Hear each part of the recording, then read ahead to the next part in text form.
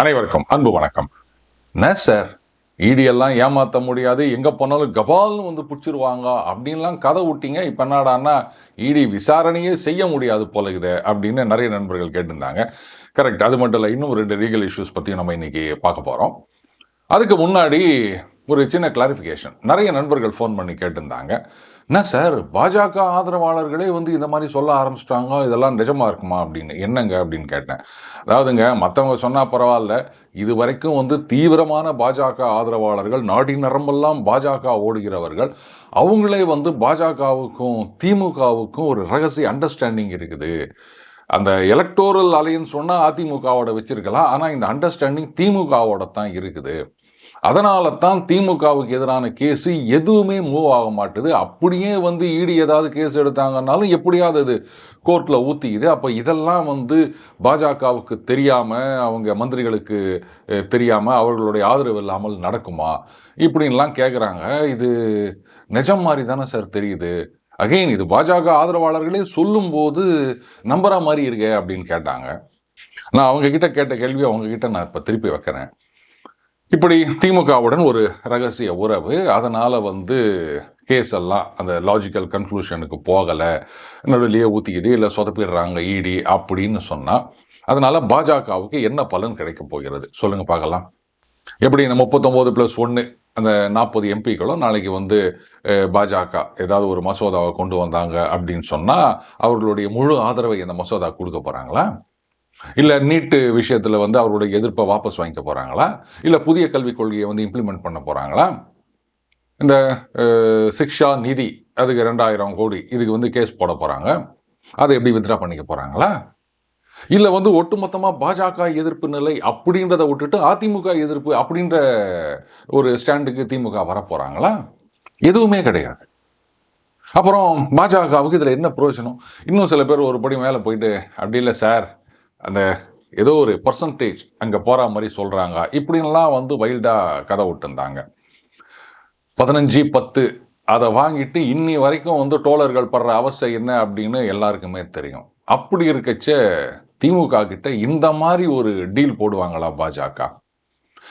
எனக்கு புரியுது, இந்த மாதிரி கேஸ் எல்லாம் வந்து சொதப்புறாங்க, நிறைய கேஸ் டிலே பண்ணுறாங்க. ஈவன் ராகுல் காந்தி அவர்களுடைய சிட்டிசன்ஷிப் பற்றின கேஸில் கூட மத்திய அரசாங்கம் வந்து டிலே பண்ணதுனால அது ஒன்றும் இல்லாமல் போயிடுச்சு. சுப்பிரமணியன் சாமி அதான் கேட்டுன்னுக்கிறார், நான் எத்தனை வருஷத்துக்கு முன்னாடி கொடுத்தேன் இந்த கம்ப்ளைண்ட்டு, இன்னுமா நீங்கள் ப்ராசஸ் பண்ண மாட்டேங்கிறீங்க? இப்போ கூட பார்த்தீங்கன்னா சோஷியல் மீடியாவில் சில பேர் ஒரு பேப்பரை சொத்த விட்டுனுக்கிறாங்க. அதில் வந்து ஒரு கம்பெனி அதனுடைய டிக்ளரேஷனில் பார்த்தீங்கன்னா டைரக்டர்னு போட்டு ராகுல் காந்தி அவர்கள் பேர் இருக்குது. அதில் வந்து சிட்டிசன் ஆஃப் யூகே அப்படின்னு இருக்குது. பார்த்தீங்களா, அவர் வந்து டியூவல் சிட்டிசன் அப்படின்லாம் சொல்லிட்டு இருக்காங்க. இந்த பேப்பரை வச்சு வேலைக்கு ஆகாதுங்க. கோர்ட்டில் வந்து இதை கொண்டு போய் காமிச்சிங்கன்னா அது செல்லாது. It should be authenticated. அதை அத்தன்டிகேட் பண்ண வேண்டியது யார் அப்படின்னா பிரிட்டிஷ் கவர்மெண்ட். அப்போ இவங்க அங்கே ஒரு ரெக்வஸ்ட்டை கொடுத்து அவங்க வந்து அந்த டாக்குமெண்ட்ஸ்லாம் வெரிஃபை பண்ணி, ஆமாம் இதில் இந்த மாதிரி சொல்லியிருக்குது, இவர் வந்து சிட்டிசன்ஷிப் இங்கே வாங்கியிருக்காரு, இது உண்மைதான் அப்படின்னு அதிகாரப்பூர்வமாக அதை கொடுக்க வேண்டியது பிரிட்டிஷ் கவர்மெண்ட். கொடுப்பாங்களா? சான்ஸே கிடையாது. அப்புறம் அந்த கேஸ் எப்படி நிற்கும்? ஸோ எல்லாத்துக்கும் வந்து பாஜக மேலே பழி போடுவது அப்படின்றது சரியாகாது. எல்லாத்துக்கும் அப்படின்னா டோட்டல் அப்படின்ற அர்த்தத்தில் நான் சொல்லலை. ஒரு சில விஷயங்களில் வந்து பாஜக வெரி பேட்லி லேக்கிங். அது என்னன்றதை நம்ம பார்க்கலாம். ரைட், முதல்ல வந்து இந்த டாஸ்மாக் விஷயத்துக்கு வருவோம். இது இடைக்கால தடை, ஸ்டே தான் கொடுத்துருக்காங்க. அந்த விடுமுறை முடிந்து கோர்ட்டு மறுபடியும் கூடும் பொழுது அப்போது அமலாக்கத்துறை தரப்பில் வந்து அஃபிடவிட் ஃபைல் பண்ணணும். இதில் ஏராளமான கேள்விகள் எழுப்பப்பட்டுள்ளன. அண்டு திமுக தரப்பில் பார்த்தீங்களா, இது பாஜகவுக்கு பெரிய அடி, நாங்கள் வந்து வெற்றி வாகை சூடி விட்டோம் அப்படின்லாம் சொல்லிட்டு இருக்காங்க. என்னை பொறுத்த வரைக்கும் இறுதி தீர்ப்பு வருகின்ற வரை கொண்டாட்டங்கள் அப்படின்றத நான் என்றைக்குமே ஆதரிச்சது இல்லைங்க. இது என்னுடைய தனிப்பட்ட கருத்து. சரி, இதில் கோர்ட்டில் சொல்லப்பட்டதாக நிறைய விஷயங்கள் பத்திரிகைகளில் இது அப்புறம் இந்த பார் அண்ட் பெஞ்ச் இந்த மாதிரி அக்கௌண்ட்லலாம் ஷேர் பண்ணிட்டு இருக்காங்க.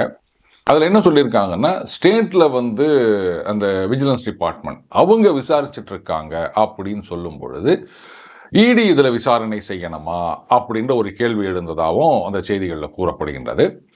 அதுக்கப்புறம் அந்த டாஸ்மாக் நிறுவனம் இது வந்து ஒரு ஆர்கனைசேஷன், இதை எப்படி வந்து சேர்க்க முடியும்? அந்த தனிநபர்கள் அவங்கள ஒன்றா நீங்கள் வந்து விசாரிக்கலாம், சோதனை பண்ணலாம். ஒரு நிறுவனம், அரசு நிறுவனத்தை எப்படி சேர்க்க முடியும் அப்படின்ற கேள்வி எழுப்பப்பட்டதாகவும் இந்த செய்திகள் கூறுகின்றன. எனக்கு என்ன ஒரே ஒரு பயம்னா, நம்ம ஏற்கனவே பார்த்துருக்கோம், அந்த ஜஸ்டிஸ் வர்மா வீட்டில் அந்த பணம் இருந்தது, அதுக்கப்புறம் வந்து அவரை டிரான்ஸ்ஃபர் தான் பண்ணாங்க. அதே மாதிரி மம்தா பானர்ஜி அவர்கள் என்ன சொல்கிறாங்க, ரைட்டுங்க அந்த மாதிரி தப்பு நடந்திருந்தது அப்படின்னு சொன்னால் அந்த 25,000 டீச்சர் அவங்கள டிரான்ஸ்ஃபர் பண்ணால் போதாதா, எதுக்கு பனிஷ்மெண்ட்லாம் கொடுக்கணும் அப்படின்னு அவங்க கேட்டிருந்தாங்க. அதே மாதிரி நாளைக்கு வந்து இப்போ நம்ம நிறைய செய்திகள் பார்க்குறோம், இந்த ரெஜிஸ்ட்ரார் அலுவலகத்தில் சோதனை, லஞ்ச ஒழிப்பு அதிகாரிகள் சோதனை செய்தார்கள் அப்படின்னு பார்க்குறோம். அதுக்கப்புறம் ஆர்டிஓ அலுவலகத்தில் சோதனை, கட்டுக்கட்டாக கணக்கில் வராத பணம் கைப்பற்றப்பட்டது அப்படின்ற செய்தியெல்லாம் பார்க்குறோம். இந்த மாதிரி செய்திகளை பார்த்துட்டு, கரெக்டுங்க, நீங்கள் வந்து இண்டிவிஜுவலுக்கு எதிராக தானே சோதனை நடத்தணும், அது ஏன் அரசு அலுவலகத்தில் போய் சோதனை நடத்துறீங்க அப்படின்னு யாராவது கேட்க ஆரம்பிச்சிட்டாங்கன்னா என்ன பண்ணுறது? கேட்க மாட்டாங்கலாம் சொல்ல முடியாது. மம்தா பானர்ஜி அவர்கள் ஒரு சீஃப் மினிஸ்டரே அந்த மாதிரி கேட்கும்போது, சிஎம் ஒரு காமன் மேன் இந்த சிஎம் கேட்க மாட்டாங்கன்னு சொல்ல முடியுமா? அலுவலகத்தில் நடத்தாதீங்க, அலுவலர்கள் அதிகாரிகள் அவங்களுக்கு எதிராக நடத்துங்க, அலுவலகத்துக்கு போகாதீங்க அப்படின்னு சொன்னால் என்ன பண்ணுறது? அடுத்தது, இந்த ஊழல் சம்பந்தப்பட்ட விஷயங்களில் ஒரு மாற்றம் தேவை அப்படின்னு நினைக்கிறேன். அரசு அதிகாரிகள், 6 அமைச்சர்கள், எம்எல்ஏக்கள், ஆளுங்கட்சியை சார்ந்தவர்கள், இவர்களுக்கு எதிரான ஊழல் புகார் அப்படின்னும் போது அதை அந்த அரசாங்கத்தின் கீழ் இருக்கின்ற அந்த லஞ்ச ஊழல் ஒழிப்புத்துறையை விசாரணை நடத்துவதோ இல்லை காவல்துறை விசாரணை நடத்துவதோ எந்த அளவுக்கு நம்பகத்தன்மையுடையதாக இருக்கும்? இதுதான் என்னுடைய கேள்வி. இது பல மாநிலங்களில் நம்ம பார்க்குறோம். அந்தந்த ஆட்சியாளர்களுக்கு எதிரான புகார் அப்படின்னும் போது அந்த காவல்துறை அவங்களுக்கு கீழே வேலை செய்கிறவங்க, அப்போது அவங்க என்ன மாதிரி ரிப்போர்ட் கொடுப்பாங்கன்னு நமக்கு தெரியாதா? எவ்வளோ ஏங்க சொத்து குவிப்பு வழக்கில் கீழமை நீதிமன்றங்களில் எவ்வளவு சுறுசுறுப்பாக, எவ்வளோ விரைவாக அந்த தீர்ப்பை எழுதி அவங்கள அக்விட் பண்ணியிருக்காங்க. இது ஏற்றுக்கொள்ள முடியாது அப்படின்ட்டு மறுபடியும் கேஸை ரெமிட் பண்ணணும்னு மெட்ராஸ் ஹைகோர்ட்டில் சொல்லலையா? அப்போ நீதித்துறையிலே இந்த மாதிரி நடக்குது அப்படின்றத ஹைகோர்ட்டில் சுட்டி காட்டும் பொழுது, அப்போ காவல்துறையோ இல்லை டிவிஎஸ்சியோ விசாரணை நடத்தினா அது எப்படிங்க வந்து மக்கள் ஏற்றுக்கிற மாதிரி இருக்கும்? Justice should not only be done but also seems to have been done அப்படின்வாங்க. அதாவது அந்த நீதி வழங்கப்பட்டால் மட்டும் போதாது, உண்மையாகவே நீதி வழங்கப்பட்டிருக்கின்றது அப்படின்றது எல்லாருக்கும் தெரியணும், புரியணும். இதுதான் முக்கியம். அப்போ இந்த லஞ்ச ஊழல் அப்படின்றத வந்து அந்தந்த மாநிலத்துறையே விசாரிக்குது அப்படின்னு சொன்னா, இதுக்கு தான் நான் சொன்ன ஒரு மாற்றம் வேணும் அப்படின்னு. இப்போ இந்த ஊழல் அப்படின்றதும் வந்து மிக முக்கியமான ஆஸ்பெக்டா இருக்கிறதுனால அதையும் வந்து மணி லாண்டரிங்கில் கொண்டு வந்துட்டாங்க. அப்போ இதுக்கு வந்து தனியாக சட்டம், ஒரு நேஷனல் லெவலில் தனி ஏஜென்சி வேணும் அப்படின்னு நினைக்கிறேன். அப்போ தான் வந்து மாநில அரசாங்கங்கள் அவங்க கண்ட்ரோலில் இருக்கிற அதிகாரிகள், நிறுவனங்கள் இதை வச்சு வந்து ஒரு க்ளீன் ஷீட் கொடுத்துக்கிறது அப்படின்றத தடுக்க முடியும். அட்லீஸ்ட் எம்எல்ஏக்கள், மந்திரிகளுக்கு எதிரான ஊழல் புகார்கள் இதை விசாரிக்கும் பொழுது. ஆனால் இதுக்கு வந்து பாராளுமன்றத்தில் சட்டம் கொண்டு வரணும், அதுக்கு வந்து மெஜாரிட்டி வேணும், மறுபடியும் அந்த இடியாப்ப சிக்கலில் வந்து நிற்குதுங்க. அடுத்தது, இது ஒரு இன்டரிம் ஸ்டே மட்டும்தான். ஆனால் இந்த பிஜேபி வெரி பேட்லி லேக்கிங்னு சொன்னேன் இல்லையா, அது எங்கே அப்படின்னு கேட்டால் அதிகாரிகள் மட்டத்தில் இந்த டைட் வைக்கணும் அப்படின்னு சொல்லுவாங்கல்ல, அங்கே வந்து பாஜக சுத்தமாக செயல் இழந்து விட்டது. இப்போ என்ன சொல்கிறாங்கன்னா, டாஸ்மாக் ஒரு நிறுவனம், இதை எப்படி நீங்கள் இதில் சேர்க்கலாம், இண்டிவிஜுவலை சேருங்க அப்படின்னு சொன்னதா செய்திகள் வருகின்றன. அப்போ அந்த டாஸ்மாகையும் அவங்க வந்து சேர்த்துந்தாங்க அப்படின்னு சொன்னால் யார் சேர்த்தது? ஆர்வ கோளாறுல சேர்த்தாங்களா இல்லை சொதப்பணுன்றதுக்காகவே சேர்த்தாங்களா? இதை முதல்ல ஆராய வேண்டும். இடியில் யார் பண்ணது இதை அப்படின்னு. ஏன்னா இந்த நேஷனல் ஹெரால்டு கேஸ் எடுத்துக்காங்க, அதில் வந்து காங்கிரஸ் ஒரு பார்ட்டியாக சேர்க்கலாமா அக்யூஸ்டா அப்படின்றத பற்றி ரொம்ப நாள் டிஸ்கஸ் பண்ணிட்டு இருக்காங்க. ஆனால் அந்த லிக்கர் ஸ்கேமில் ஆப்பு கட்சியை சேர்த்தாங்க. அது வந்து ஆஃப்டர் மச் டெலிபரேஷன்ஸ், ஏராளமான ஆதாரங்கள் இதெல்லாம் வந்த பிறகு தான் வந்து கட்சியும் ஒரு பெனிஃபிஷியரி அப்படின்றது அதில் கொண்டு வந்தாங்க. காங்கிரஸ் கட்சி விஷயத்தில் அந்த நேஷனல் ஹெரால்டு கேஸில் இன்னும் யோசிச்சுட்டு இருக்காங்க, முடிவாக சேர்க்கலை. அப்போது அந்த டாஸ்மாக் அந்த நிறுவனத்தை சேர்க்கணும் போது எவ்வளோ பெரிய டிஸ்கஷன் நடந்திருக்கணும்? அது நடந்ததா? யார் அந்த டிசிஷன் எடுத்தது? எதை பேஸ் பண்ணி அவங்க எடுத்தாங்க? இதுக்கு முன்னாடி அதுக்கு ஏதாவது பிரசிடென்ஸ் இருக்கா? இதெல்லாம் பார்த்து ஒருவேளை உள்ளுக்குள்ளேருந்தே இந்த வந்து இதை சொதப்பணும் அப்படின்னு யாராவது நினைச்சிருந்தாங்கன்னா அவர்கள் மீது கடுமையான நடவடிக்கை தேவை. இது எல்லா நிறுவனங்களுமே இந்த மாதிரி ஒரு சில கருப்பாடுகள் இருக்கலாம், அது இல்லைன்னா நம்ம சொல்ல முடியாது. ஸோ இதை களை எடுக்க வேண்டியது தான் வந்து அங்கே அமைச்சர்களது கடமை. அங்கே செய்ய தவறும் பொழுது தான் வந்து பாஜக ஆதரவாளர்களே அவங்க மேலே இப்படி கழுவி ஊற்ற வேண்டிய ஒரு நிலைமை வருகின்றது. அமைச்சர்கள் வந்து நான் மட்டும் யோக்கியம், நான் மட்டும் சுத்தம் அப்படின்னு இருந்தால் போதாது. டவுன் த லைன் எல்லா இடங்கள்லையும் அது அதே மாதிரி இருக்கா அப்படின்னு என்ஷூர் பண்ணணும். அதிகாரிகள் மட்டத்தில் ஒரு சின்ன தப்பு நடந்தாலும் யார் பொறுப்பு அப்படின்னு இமிடியேட்டாக ஆக்ஷன் எடுக்கணும். அது மேல் லெவல் வரைக்கும் போனோம். அப்போ தான் தவறுகள் மறுபடியும் நடக்காமல் தடுக்கப்படும். சத்யேந்திர ஜெயின் கேஸில் இடியோடைய சார்ஜ் ஷீட்டில் மட்டமான ஒரு மிஸ்டேக் பண்ணி வச்சுருந்தாங்க. அதை ஜட்ஜு பார்த்துட்டு பாயிண்ட் அவுட் பண்ணுறாங்க. என்னங்க இந்த மாதிரி பண்ணி வச்சுக்கிறீங்க அப்படின்னா, இல்லைங்க நாங்கள் அதை ரிவைஸ் பண்ணுறோம், கரெக்ட் பண்ணி கொண்டு வரோம் அப்படின்னு சொல்கிறாங்க. எவ்வளோ பெரிய ஹை ப்ரொஃபைல் கேஸ் அது சத்யேந்திர ஜெயின் கேஸு. அதுலேயே இந்த மாதிரி சொதப்பினாங்க அப்படின்னா அதுக்கப்புறம் இவங்களை என்னன்னு சொல்கிறது? ஸோ இதுதான் பாஜகவுடைய மிகப்பெரிய தவறு, பியூரோக்ரசி. இதை வந்து சரி பண்ண அவங்களால தெரியல, ஆர் சரி பண்ணணும்னு அவங்க கொஞ்சம் கூட நினைக்கல. இப்படியே இருந்தாங்க அப்படின்னு சொன்னால் ரொம்பவே கஷ்டம். இப்போ வந்து ஆதரவாளர்களே கழுவி ஊற்ற ஆரம்பிச்சிருக்காங்க. அப்படி இருக்கச்ச காமன் மேன் என்ன பண்ணுவாங்க அப்படின்றத அவங்க தான் யோசிக்கணும். அடுத்தது இந்த துணைவேந்தர்களை மாநில அரசே நியமிக்கும் சட்டம். அதில் கிட்டத்தட்ட ஒரு 10 மசோதாக்கள் கவர்னர் நிறுத்தி வச்சிருந்தாரு. ஆளுங்கட்சி தரப்பில் சுப்ரீம் கோர்ட் வரைக்கும் போயிட்டு சுப்ரீம் கோர்ட்டில் என்ன பண்ணிட்டாங்க, ஒரு டைம் ஃப்ரேம் கொடுத்துட்டு இந்த பெண்டிங்கில் வச்சிருந்த மசோதாக்கள் இதெல்லாம் வந்து நிறைவேற்றப்பட்டு அது கையெழுத்திட்டதாக கருதப்பட்டு சட்டமாகிவிட்டன அப்படின்னு சொல்லியிருந்தாங்க. ஸோ இதை எதிர்த்து தான் வந்து மெட்ராஸ் ஹைகோர்ட்டில் கேஸ் ஃபைல் பண்ணியிருக்காங்க. இதை வந்து அந்த விடுமுறை அமர்வு 2 நீதிபதிகள் வந்து ஸ்டே கொடுத்துருக்காங்க. இதுக்கு வந்து வில்சன் அவர்கள் ஆஜராகியிருக்காரு, இன்னும் சிலவரும் ஆஜராகின்றார்கள், அரசு தரப்பு. அதெல்லாம் அதில் பார்த்தீங்கன்னா அவங்க என்ன சொல்கிறாங்க, இது அவசரமாக விசாரிக்க வேண்டிய அவசியம் என்ன, இது விடுமுறை அமர்வு தானே, சம்மந்தப்பட்டவர்களுக்கு வந்து நோட்டீஸ் அனுப்பி அவங்களுடைய ரிப்ளை வாங்கிட்டு அதுக்கப்புறமா ஸ்டே கொடுத்துருக்கலாம் இல்லையா அப்படின்லாம் கேட்குறாங்க. அண்டு திமுகவில் பார்த்தீங்கன்னா இந்த ஜாதி சாயம் பூசுவது அப்படின்றத ஆரம்பிச்சிட்டாங்க. அவளுக்கு இதெல்லாம் வந்து சரி வராது அப்படின்ற மாதிரிலாம் பேசுகிறாங்க. மெட்ராஸ் ஹைகோர்ட்டில் ரொம்ப அழகாக சொல்லியிருக்காங்க, அந்த சுப்ரீம் கோர்ட்டுடைய ஜட்ஜ்மெண்ட் அப்படின்றது அந்த பிரேயர் என்ன, கவர்னருடைய பவர்ஸ், அதை நிறுத்தி வைக்கலாமா இல்லை காலவரையறின்றி அப்படியே அவர் கிடப்பில் போடலாமா, இதுதான் அங்கே வந்து விவாதிக்கப்பட்ட விஷயம். இந்த விஷயத்தில் தான் வந்து சுப்ரீம் கோர்ட்டு தீர்ப்பு கொடுத்துருக்காங்க. இப்போ இந்த சப்ஜெக்டை பொறுத்த வரைக்கும் இந்த கேஸில் அவங்க என்ன சொல்கிறாங்க, அன்கான்ஸ்டியூஷனாலிட்டி அப்படின்றாங்க. யூஜிசியில் ஒரு மாதிரி வரைமுறைகள் இருக்கின்றது, அதை மீறி வந்து இங்கே இந்த மாதிரி ஒரு சட்டம் போட்டு இது மாதிரி நிறைவேற்ற முடியுமா, இதுதான் கிரக்ஸ் ஆஃப் த மேட்டர். ஆனால் இதில் மாநில அரசாங்கம், அதாவது முதலமைச்சர் துணைவேந்தர்களை நியமிக்கலாமா இல்லையா அப்படின்றதுக்கும் மேலே வேற முக்கியமான விஷயங்கள்லாம் அதில் இருக்குது நண்பர்களே. ஃபார் எக்ஸாம்பிள், இப்போ ஹைகோர்ட் வந்து ஸ்டே கொடுத்துருக்காங்க. அதுக்கப்புறம் விசாரணையெல்லாம் முடிஞ்ச பிறகு இந்த சட்டம் செல்லாது அப்படின்னு ஹைகோர்ட் தீர்ப்பு கொடுத்துட்டாங்கன்னு சொன்னால், இப்போ ஏற்கனவே பிரசிடென்ஷியல் ரெஃபரன்ஸ் போயிருக்கு சுப்ரீம் கோர்ட்டுக்கு. அங்கே என்ன பண்ணியிருக்காங்க, இந்த மசோதாக்கள்லாம் வந்து சட்டமாகி விட்டன அப்படின்னு சொல்லியிருக்காங்க. அதை வச்சு தான் இவங்க வந்து துணைவேந்தர் நியமனம்னு ஆரம்பிச்சிருக்காங்க.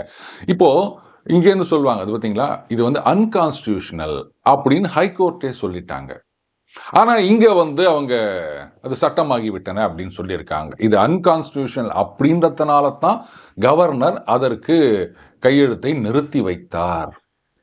ஆனால் நீங்கள் என்னன்னா டைம் ஃப்ரேம் கொடுத்துருக்கீங்க, இத்தனை நாளைக்குள்ளே வந்து அதை வந்து இது பண்ணணும்னு சொல்கிறீங்க, 2வது தடவை வந்துடுச்சுன்னா ஏற்றுக்கினே ஆனோம் அப்படின்னு சொல்கிறீங்க. அரசியல் சட்ட விரோதமான ஒரு மசோதாக்கு கவர்னர் எப்படி அனுமதி கொடுக்க முடியும், எப்படி கழுத்து போட முடியும் அப்படின்ற கேள்வி நாளைக்கு பெரிதாக எழுப்பப்படும். ரைட், இந்த விசாரணை முடியணும், அதுக்கப்புறம் தீர்ப்பு வரணும். அதற்கு பிறகுதான் வந்து இன்னும் பல சிக்கல்கள்லாம் வரலாம் அப்படின்னு நினைக்கிறேன், தீர்ப்பை பொறுத்து. கடைசி வழக்கு என்னன்னா, இந்த பூஜா கேத்கர், அது உங்களுக்கு ஞாபகம் இருக்கும் அப்படின்னு நினைக்கிறேன். இந்த டுபாக்கூர் சர்டிஃபிகேட்லாம் கொடுத்து அந்த நம்பர் ஆஃப் டைம்ஸ் அந்த லிமிட்டை மீறி எக்ஸாம் எழுதி ஐஏஎஸ் செலக்ட் ஆகி ட்ரைனிங்கில் இருந்தவங்க. அதுக்கப்புறமா அது கண்டுபிடிக்கப்பட்டு, ஆமாம், அதில் என்ன பண்ணியிருந்தாங்க, கிட்டத்தட்ட 8-9 தடவை அவங்களுக்கு எதிராக கோர்சிவ் ஆக்ஷன் எடுக்கக்கூடாது அப்படின்னு கோர்ட்டில் தடை கொடுத்துருந்தாங்க. இப்போ சுப்ரீம் கோர்ட்டில் வந்து ஆன்டிசிபேட்டரி பெயிலும் கொடுத்துருக்காங்க. அப்போது அந்த செய்திகள் என்ன கூறுகின்றன அப்படின்னா, இவங்க என்ன கொலையாக செஞ்சுட்டாங்க, இல்லை வந்து அந்த NDPS ஆக்ட், இந்த போதை மருந்து இதில் வந்து கைதாகி இருக்கின்றார்களா அப்படின்ட்டு இந்த ஆன்டிசிபேட்டரி பெயில் கொடுத்துருக்கிறதா இந்த செய்திகள் கூறுகின்றன.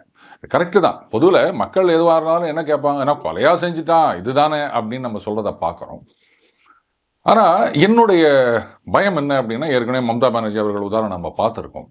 நாளைக்கு இந்த மாதிரி போலீஸ் சர்டிஃபிகேட் கொடுத்து வேலையில் சேர்ந்தவங்க, இல்லை வந்து போலீஸ் சர்டிஃபிகேட் கொடுத்து ஒரு மற்ற பதவிகள் இந்த கவுன்சிலர் பதவி ஆகட்டும், இல்லை வந்து அந்த எம்எல்ஏ இந்த மாதிரி பதவிகளுக்கு வந்தவங்க, அவங்கெல்லாம் வந்து இருங்க எதுக்கெல்லாம் அரெஸ்ட் பண்ணுறீங்க, இதெல்லாம் பண்ணக்கூடாது, நாங்கள் என்ன கொலையா பண்ணிட்டோம், என்ன விசாரணை நடத்துங்க, எங்களுக்கு பெயில் கொடுங்க அப்படின்னு கேட்க ஆரம்பிச்சாங்கன்னா என்ன பண்ணுறது? இதுதான் வந்து என்னுடைய பெரிய பயமாக இருக்கின்றது. இப்போது நாளைக்கு மக்கள் மத்தியில் ஒரு சந்தேகம் வரலாம் இல்லையா? இதே வந்து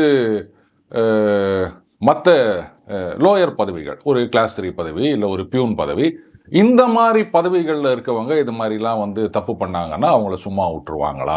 அவர் ஐஏஎஸ் அப்படின்றதுனால மட்டும் இந்த சலுகையா அப்படின்னு மக்கள் மனசில் அந்த சந்தேகம் வரக்கூடாது. அதுதான் வந்து என்னுடைய பெரிய கவலையாக இருக்கின்றது. கவலை மட்டும்தான், வேற ஒன்றும் இல்லை.